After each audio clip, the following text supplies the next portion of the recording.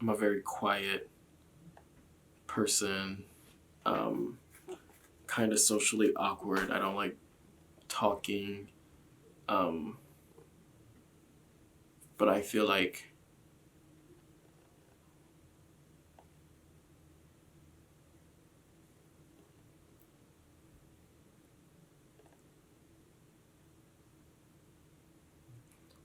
being a photographer has given me another way to speak.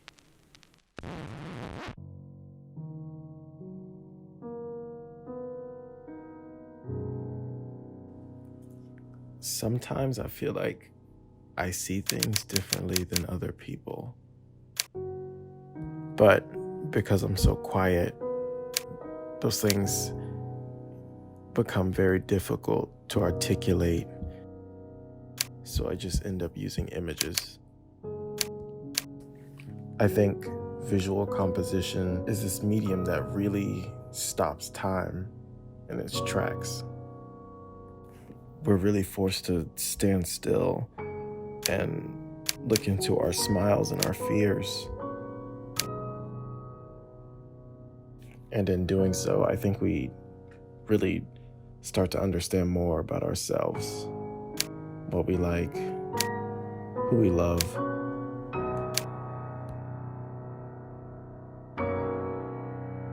It's like growth in a handful of pixels.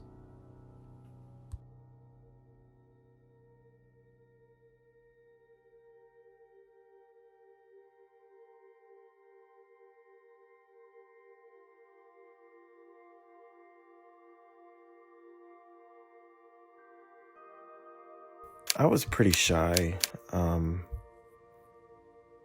I used to feel like no one could hear me whenever I spoke, so most times I just decided not to.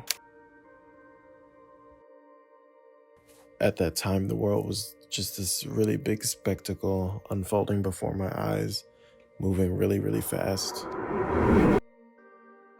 Despite how fast everything was moving, I felt like I understood everything. The sounds, the colors, I kept them all to myself until I discovered photography. To look at love, though, all the versions of love, there is the need to see, well, love for what might seem to be unlovable. I was 14 when I realized taking photos gave me a reason to share with the world. And in many cases, my photography did the talking, so I didn't have to do much of it. Once I really started socializing again, I felt like this little glass box that I had watched the world from all this time was starting to shatter.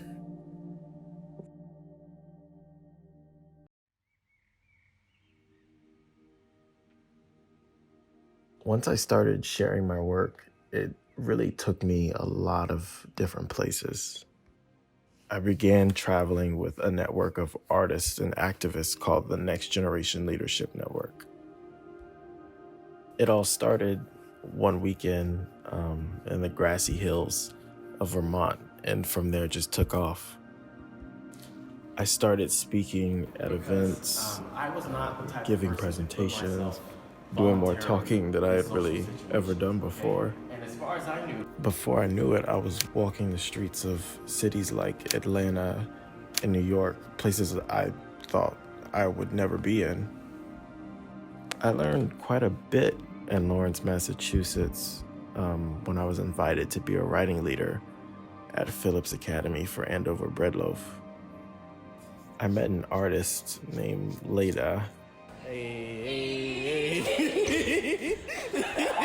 Truly one of a kind soul and one of the greatest friends anybody could really ask for. Leda is definitely one of those people that words just don't do justice. I got to know a poet named James, a rebellious teenage shoplifter with more thoughts than he has words, but every word you get from him would be a gift.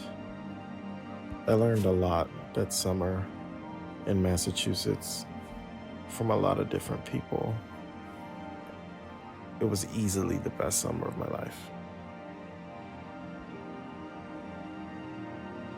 Traveling to the Navajo Nation was another breathtaking experience I wish I could live over and over again. There was something about the land that was there. The flowing water that cut through the rocks. The life that was existing between those four sacred mountains. It was really an invitation I couldn't have been more grateful to receive. I know who's walking home. Oh. I've been on the reservation twice now, and if you asked me to write a paper about it, I couldn't. Another one of those things I just can't put in words. This task seemed insurmountable, unbelievable, inconceivable, and all other words appertaining thereto. I mean, what other ways could I possibly express my feelings for something like you? And then I thought about us and the many insurmountable feats we've already overcome. I unbelievably shunned you, but somehow we still became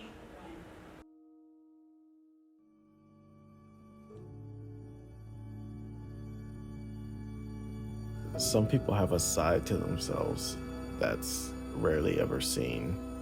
This particular side is something that they're unaware of or don't understand. But when they find it, they really hold on to it. When they find it, they feel like a better person for it.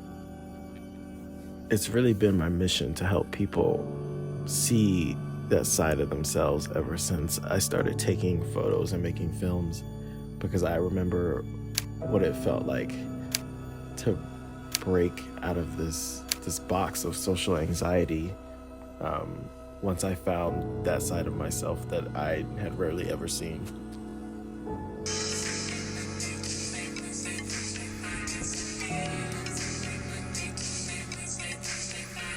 I just want people to feel good about themselves, no matter what they feel they look like, what they feel like they can't do, how unphotogenic they feel.